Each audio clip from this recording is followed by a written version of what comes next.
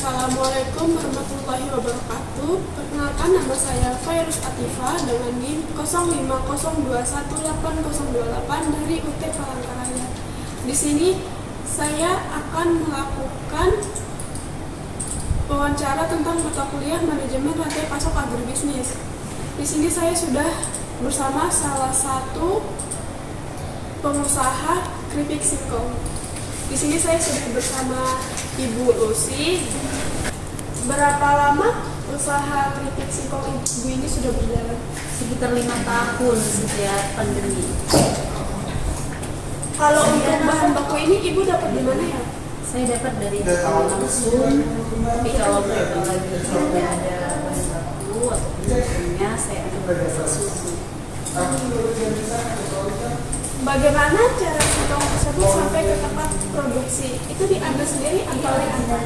Saya ambil sendiri, Mbak, biar saya juga bisa mencari barangnya. Kalau untuk kendaraan yang Ibu gunakan itu apa ya? Saya biasanya menggunakan sepeda motornya saya itu membuat saya buat promosi atau untuk media sosial sebagai wadah untuk bahan baku singkong. Siapa saja yang membeli keripik ini? Konsumen langsung, atau toko-toko online, oleh-oleh gitu? Konsumen langsungnya juga ada. Konsumen langsung saya itu ya tetangga-tetangga sekitar sekitar. Kemudian kalau untuk konsumen tidak langsungnya, saya ada di beberapa warung. Kebetulan di sini saya ada di Apakah ada perantara dalam menjual produk ini? Untuk perantara sih ada, Mbak. Jadi ada beberapa teman yang akan ambil keripiknya ke saya, kemudian mereka akan jual lagi. Bagaimana cara mengirimkan pesanan keripik ke pelanggan atau ke warung? Saya antar sendiri.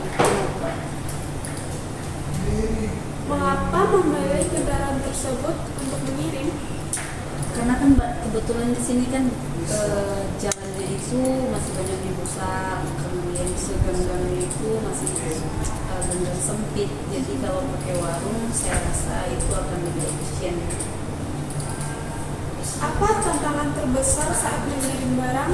Jalan rusak mungkin atau cuacanya? Tantangan terbesarnya itu sebenarnya seringnya adalah cuaca.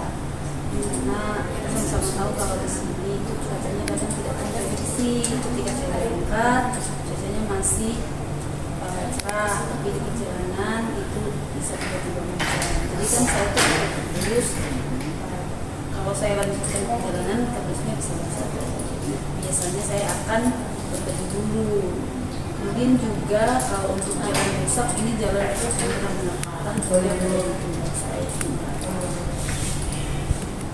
Bagaimana cara menentukan jumlah singkong yang harus dibeli agar tidak ada bahan yang terbuang?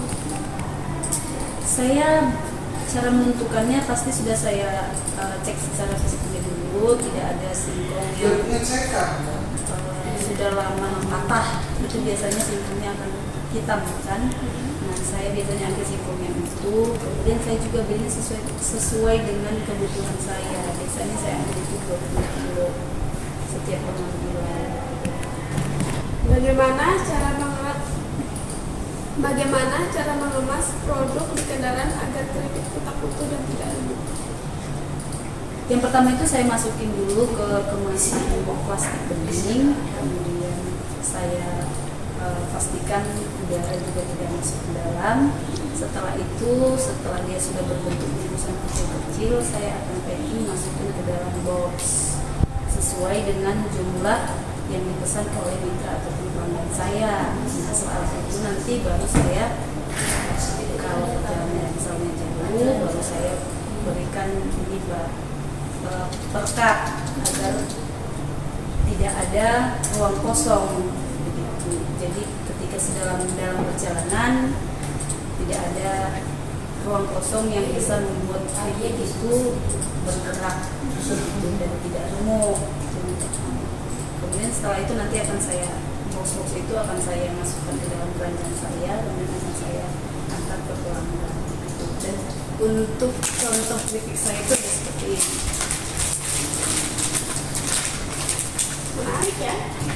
Ya, sengaja saya pakai bening agar produknya langsung kelihatan. Jadi ketika disajikan di tempat dia akan dijual, itu pelanggan akan tertarik karena langsung melihat bentuk bahkan warnanya. Boleh coba. Terima kasih untuk wawancaranya, Ibu. I just had to let you know you're